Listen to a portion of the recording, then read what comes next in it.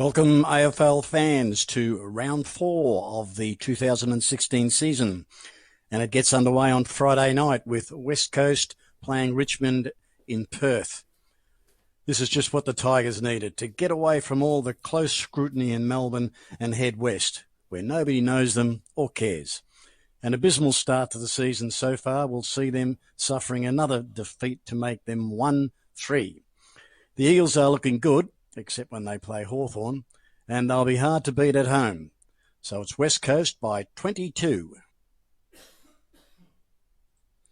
Saturday at the MCG, Essendon plays Geelong. As long as the Bombers stay competitive, they won't get thrashed. That's if 10-goal losses aren't classified as bad beats. We can expect Geelong to have a big day out against Essendon, who face another 10-goal loss. Hawkins will kick 6, Dangerfield 3, and that might be more than the Dons will manage anyhow altogether. So it's Geelong by 67. Over in Tassie on the Saturday, Hawthorn will take on St Kilda at Aurora. The Hawks might have looked a little bit tired against Geelong in round 1, but never fear, they are here. This darn team appears to be shooting for their 4th flag. One thing's for certain, the Saints won't be standing in their way in this match. It's Hawthorn by 39.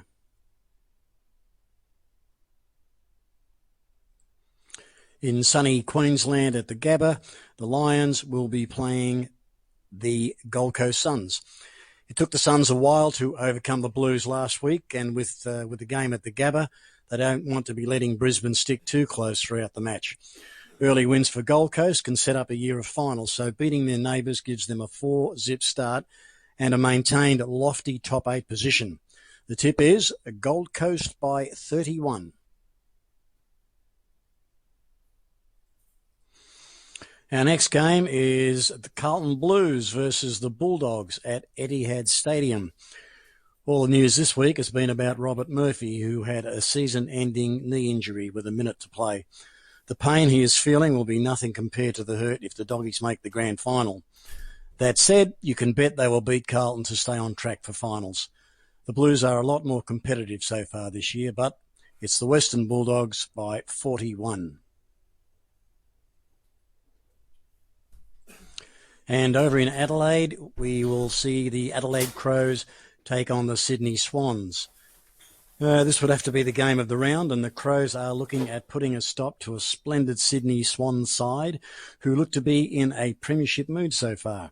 In front of a hostile Adelaide crowd, and playing at Adelaide Oval won't faze them too much, and they should be good enough to still win.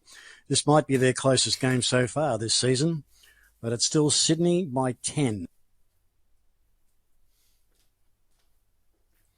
The first game on Sunday will be the GWS Giants versus Port Power. Port was far from inspiring last week against the Bombers, and in fact should have won by a lot more. With 2 of their injured stars due for a return, they will hopefully be a lot better against the Giants. GWS is playing reasonable footy, and with the game at home they will trouble the Power. But enough to win? Probably. GWS by 15. Meanwhile, back at the MCG, Collingwood will play Melbourne. While neither team is playing well, which sounds strange considering Melbourne kicked 20 goals last week and still lost, the tip this week has to be based on a bit of black magic. Say the wrong chant and you will bring forth demons. Get it right and looks like it's still demons.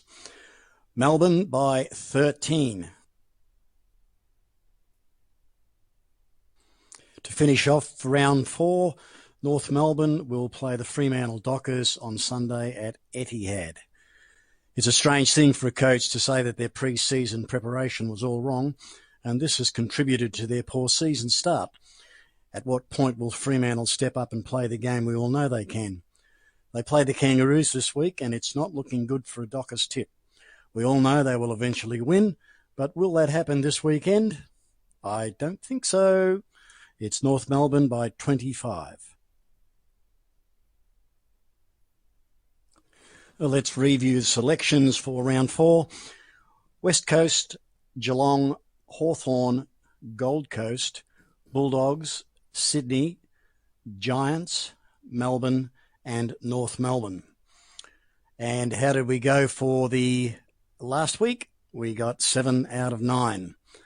Okay, look forward to seeing you next week for round 5.